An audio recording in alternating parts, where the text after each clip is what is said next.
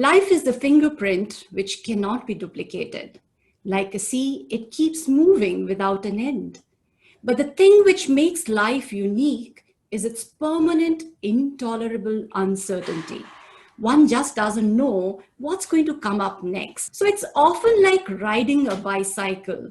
One needs to keep a balance and keep moving. Welcome, ladies and gentlemen, to Dr. Tapaswini's Corner. And that's me, and I work as a head and neck cancer surgeon at Fortis Hospital, Delhi. We can't choose the music life plays for us, but we can choose how we dance to it. They say time heals all wounds, but to lose a limb to cancer may leave a painful wound forever. Let's hear about the mystery of bone and soft tissue cancers today from our expert, Dr. Akshay Tiwari.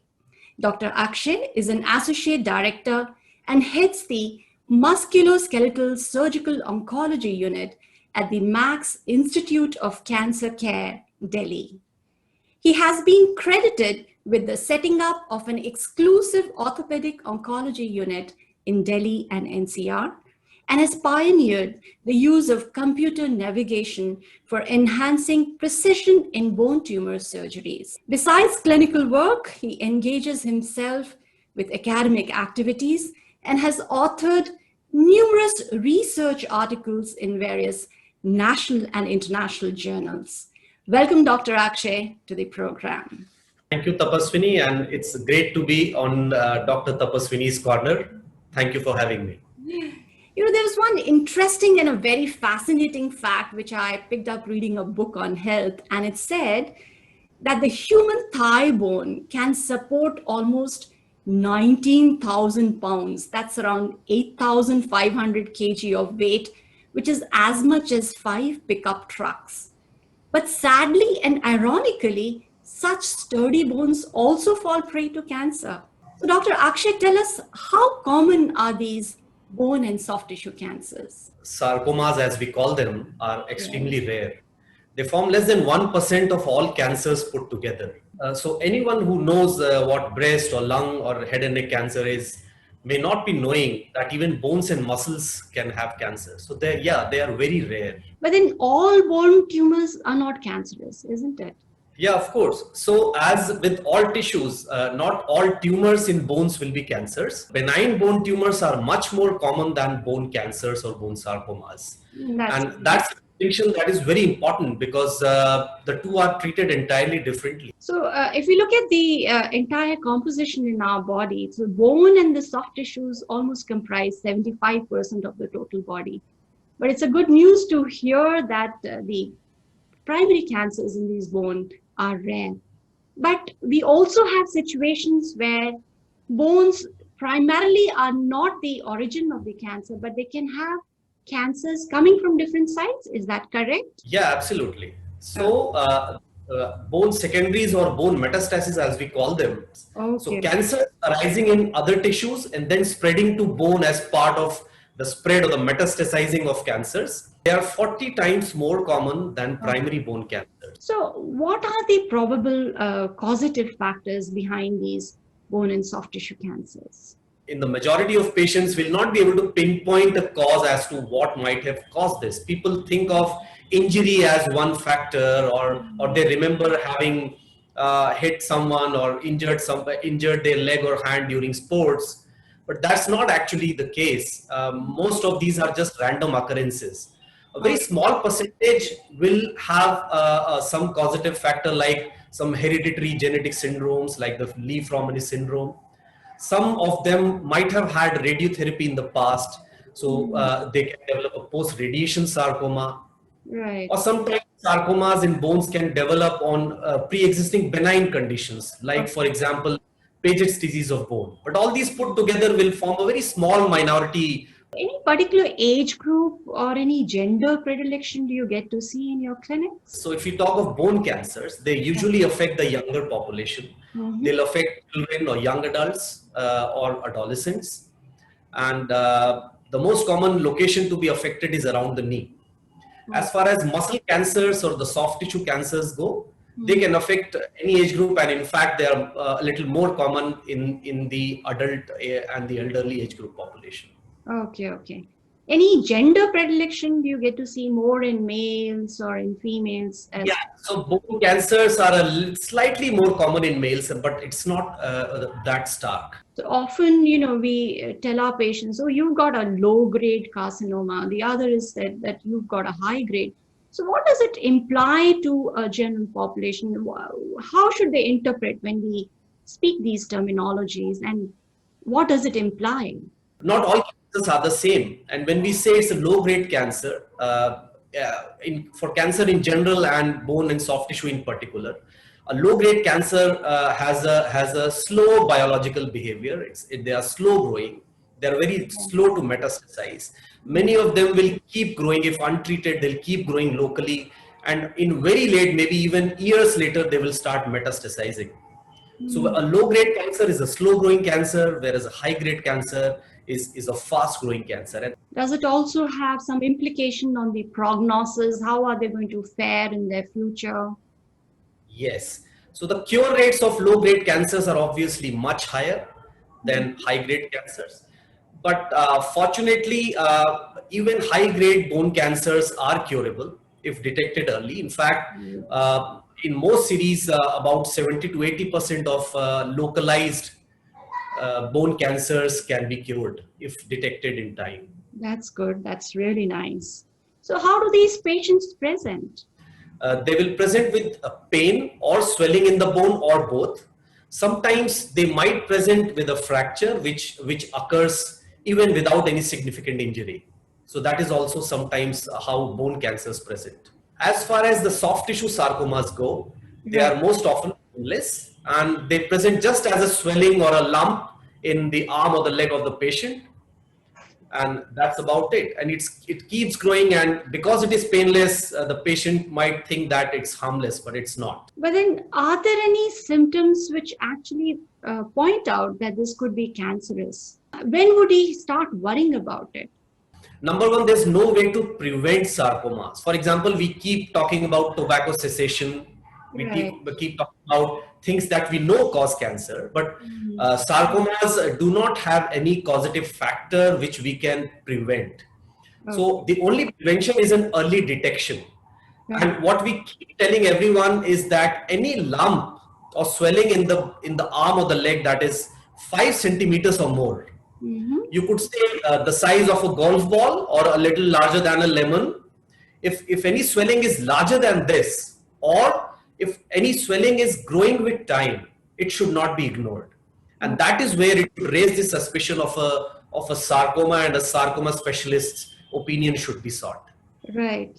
So symptoms can be very vague. Symptoms can be mimicking other benign conditions. But what we need to tell our patients that if there is persistence of these symptoms, they should definitely come and report to the various clinics. When you see your patients, do you think that they are able to come to you in the early stage, or most of them are coming to you in an advanced stage? With time, fortunately, patients have started coming a little earlier. But all said and done, and it's not just with our country, the world over, these patients, as I said, patients having bone cancer are young.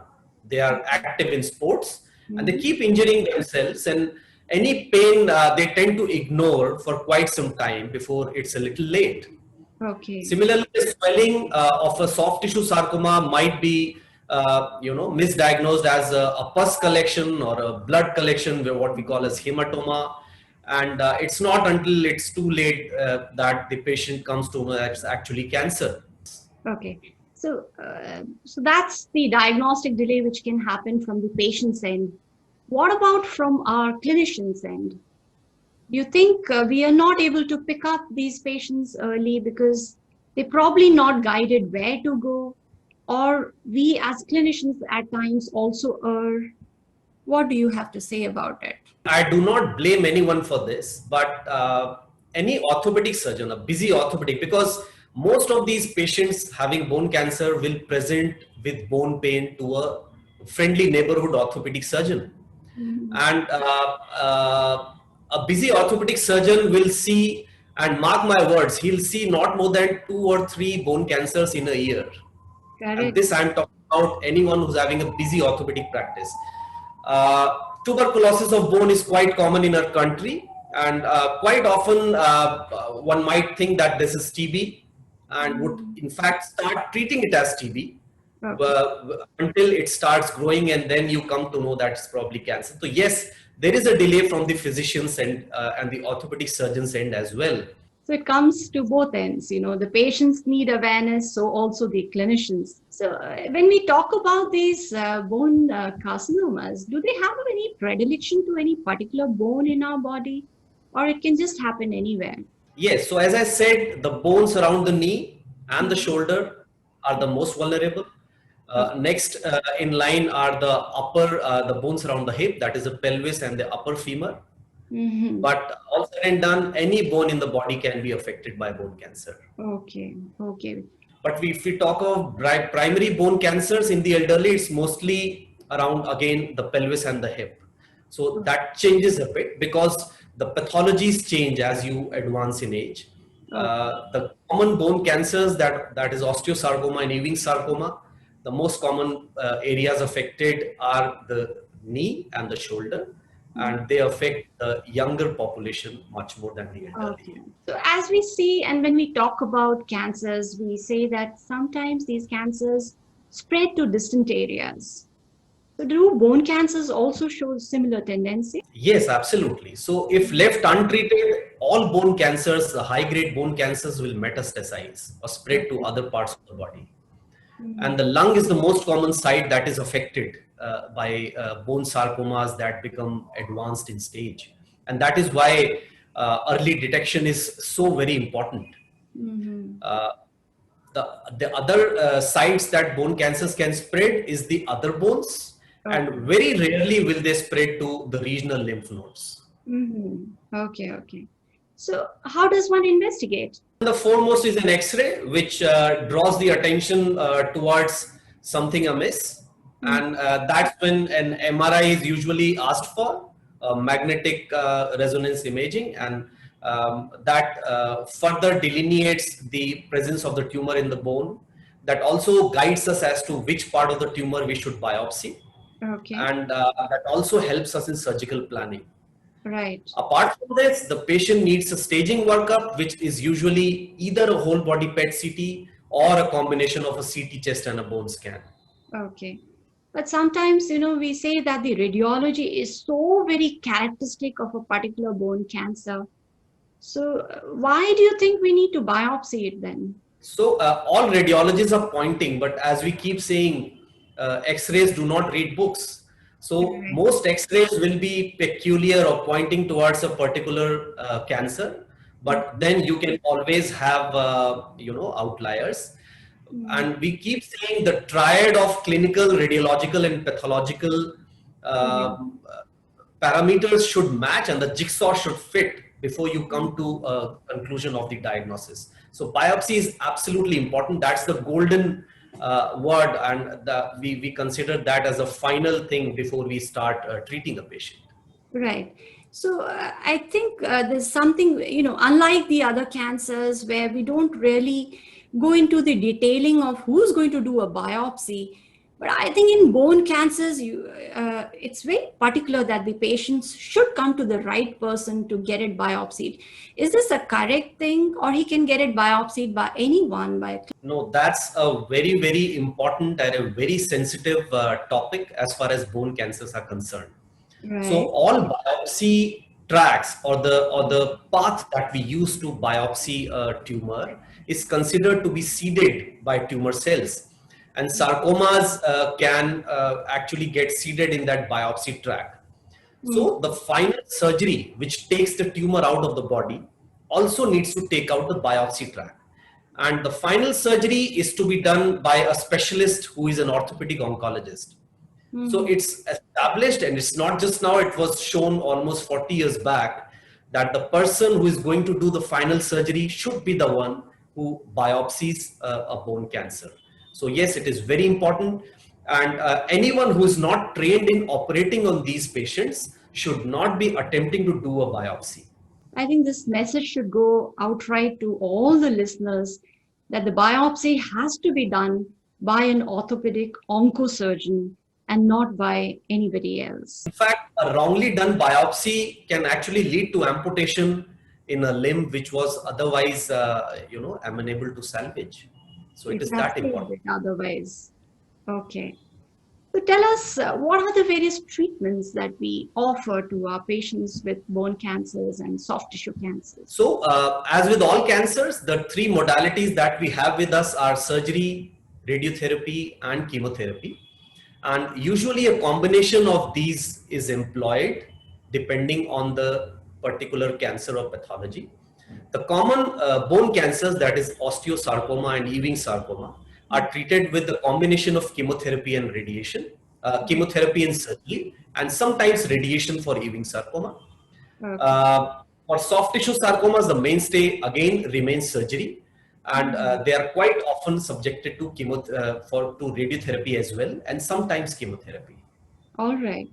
So, Usually, a multimodal treatment and a combination of all three in varying degrees. so are we seeing any differences in the treatment outcomes? What we had decades and decades ago, and now that we have so much of advancements in the surgery and also in the drugs that have come in, are we seeing that there is a difference in the outcomes in our patient in terms of functional, in terms of oncological outcomes? Yes, absolutely. Yeah. Surgery has advanced from a stage where it usually meant amputation. A bone or a muscle cancer in a limb would usually mean amputation in the earlier era. Now, more than 90% of these patients can actually have their limbs saved, a surgery that we call limb salvage surgery. And that is now possible in a vast majority, more than 90% of these patients. This has resulted from advancements in prosthetics, the implants that we use in place of the bone that we remove. Advancements in imaging, MRI have been very, very important. If we talk of chemotherapy, the advancement of new drugs has turned around the survival of these patients from less than 20% to now almost 70 to 80%. Wow. So multi-agent chemotherapy, for example, for osteosarcoma and Ewing sarcoma has brought about a huge difference in the survival and the ultimate outcome. As we become more and more aware of these cancers, we are probably beginning to pick them up earlier, and patients who are detected early, as with all cancers, have a higher chance of survival. So when we talk about limb saving and we talk about amputations, do you see a long-term difference in the quality of life of these patients? So not a very simple question to answer. Quality of life is a very complex thing, as you would know. Yes. What might be perceived as a major disability by one might not be perceived by someone else. So if we look at the psychological or the psychosocial impact, in the long run, even patients with amputation might do well. They get employed, they become, occupationally self-dependent. They marry, have children, have families. So as far as amputation versus limb salvage goes, obviously the cosmetic difference is there, number one. Functional difference is there. Obviously, a patient with the salvaged limb has a much better function, a much more energy efficient gait, and does much better in terms of his social standing, particularly in India. Particularly in India, we have this stigma with amputation, and that also makes a difference. But in the long run, we also see patients with amputation who do well psychosocially. You know, you talked about a lot of processes which has come in, and so how has this advancement been in processes? What has changed? It's largely been metallurgy and the engineering that goes into making of those implants. Okay. These implants are, metal implants which we place in place of the bone into the defect that we create when we remove a bone cancer. And when we do that, the patient starts walking on that implant. It's loaded day in and day out every single day, and they will have their own life when they will wear out. And the improvements and the advancements in metallurgy and engineering has led to much better implants, we now understand the mechanics of the implants better, and the implants are surviving much more. That's basically how we have, these implants have given us more confidence to save the limbs of these patients, and the process have worked just wonders for limb salvage surgery. Yeah. Okay, that's really nice to hear. You know, there's a very famous quote by Albert Einstein, and he says, wisdom is not the product of schooling, but it's a lifelong attempt to acquire it. So even as surgeons, we learn, we relearn, and we learn so much from our patients. So tell us the criteria that you use when you have to select a patient for limb preservation, and in those patients where you have to consider amputation. So this decision is the result of not one but more than one counseling sessions with the patient. Right. And lot depends. So if you ask for a general statement, it will be that if the limb that is saved has a better function than an amputated limb with a prosthesis, we go for limb salvage. So that's how we put it. Now, all this depends on where the tumor is. If the tumor is lower down, close to the ankle, even amputation works just as well functionally as does limb salvage. Similarly, if we are having to sacrifice a nerve which will leave the limb numb or weak, we might not consider limb salvage and go for amputation. So these are things, and again, the occupational demands of the patient. For example, a prosthesis may not last very long in a heavy manual laborer or a farmer, and that is where we might have to think of alternatives like bone grafts or other biological means of saving a limb. So that's a very detailed discussion. Not once but many sittings are required. So what are the cost implications if we are talking about processes? We would be having a lot of makes from different parts of the world. We now have good indigenous prosthesis as well, thankfully. Right. And it's been more than now a decade that we are having good Indian made prostheses available, which are much more cost effective. And that has also brought about limb salvage surgery within the reach of many more people as compared to earlier times. Okay. I was very curious to ask you, because most of these cancers we are seeing in young children, growing children. So the limb is still growing. And when we put in the processes, how does it work? Do you need to change it from time to time? Because how do you match the length of the two limbs then? So children who have significant growth remaining, and particularly in the lower limb, because we need a prosthesis that can grow with time.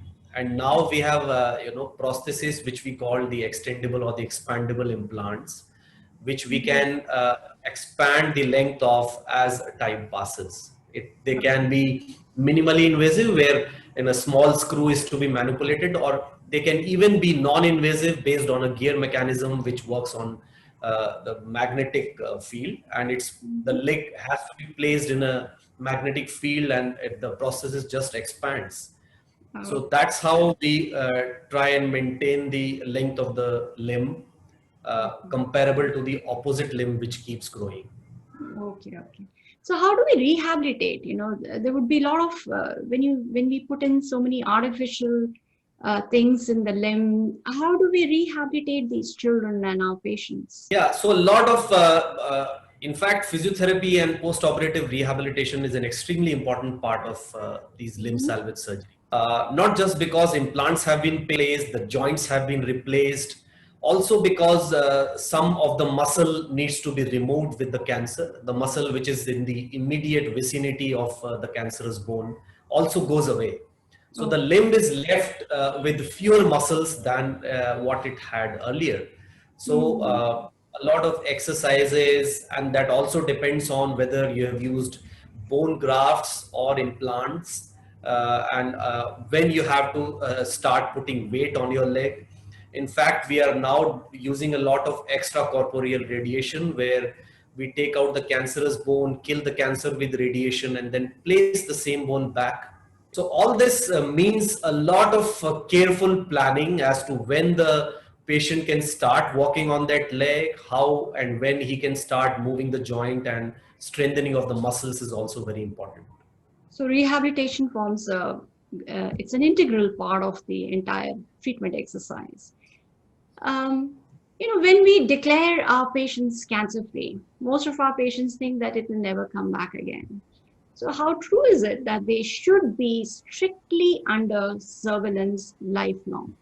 What would you like to say? It is absolutely important, very important, because unfortunately, there's no way of saying, even if we can say that, this cancer has a 70% chance of cure, which will mean out of 100 patients that we treat, 70 will never have the disease back. But there will be 30 which will have the disease back. And you don't know which 30 out of 100 that could be. And an early detection of a recurrence might make a difference in the overall survival and the overall prognosis. So we want to have an active surveillance in a way that we can pick up disease which we can again treat. We usually ask them to come back every 3 months for the first 2 years, and then 6 monthly till 5 years. That is the usual follow-up protocol. Right, wonderful. So this is the message which should go strictly to all the cancer patients, in fact. Before we wind up, we should clarify certain myths which are associated with these cancer. One of them is surgery causes cancer to spread. Hence, the best way to remove bone cancer is amputation. How true is this? This is not true, because any surgery which is done the right way does not cause cancer to spread. That's a myth, and that holds true with all cancers and also with bone cancer. What we need to know is that the surgery has to be performed by the right expert. The other is the best way to handle bone cancer is to remove it completely rather than going in for a biopsy. Another common myth amongst patients is that biopsy also causes cancer to spread.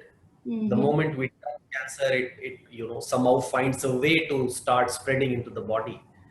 But that's again a myth. A properly performed biopsy is absolutely essential for the diagnosis, because not all bone cancers will be treated the same way. And it's the biopsy which is going to tell us whether the treatment has to start with surgery or with chemotherapy or with radiation. So biopsy, if properly performed, does not change the outcome in any way. It only helps. Right. The last that I want to ask is, the myth is, if the limb is amputated, there will be no requirement for any other treatment. Not correct at all, because unfortunately, more than 80% of high-grade bone cancers, by the time the patient presents, there has been a spread of what we call micrometastasis, even if they are not visible on the PET scans or the other staging workups. Micrometastases are there in the body circulating, and which is why chemotherapy is absolutely essential, whether the patient undergoes amputation or leg saving surgery. Okay. So before we part, what message would you like to give to our listeners? Yeah, bone and muscle can also have cancers. They are extremely rare, and they quite often affect young individuals, which is why they are often misdiagnosed or diagnosed very late. We need to keep the index of suspicion for sarcomas low so that they can detect it earlier. The second message that I want should go is that more and more limbs now can be saved if detected well in time, and amputation is very, very rarely required in the treatment of bone cancers. And as we said, keep a watch on a lump or a swelling that you have in your arms or legs. If it's increasing in size over time, or it is in 5 centimeters or more in size, please consult a sarcoma specialist or an orthopedic oncologist and get it checked. Great, wonderful. Thank you so much, Dr. Akshay. It was wonderful talking to you, and it was a pleasure to have you on the show. Thank you. The pleasure was all mine, Tapaswini, and thank you. So if you are fortunate enough to be healthy in your body, mind, and spirit, take a moment to give thanks for that. Never take your health and well-being for granted. So close your eyes, and focus on all the good things in your life and feel blessed with all the positives. Every sunset gives a day less to live, but every sunrise gives a day more to hope. Thank you once again. Thank you, Dr. Akshay, and thank you to all the listeners. See you next week with another expert on another cancer. Till then, goodbye.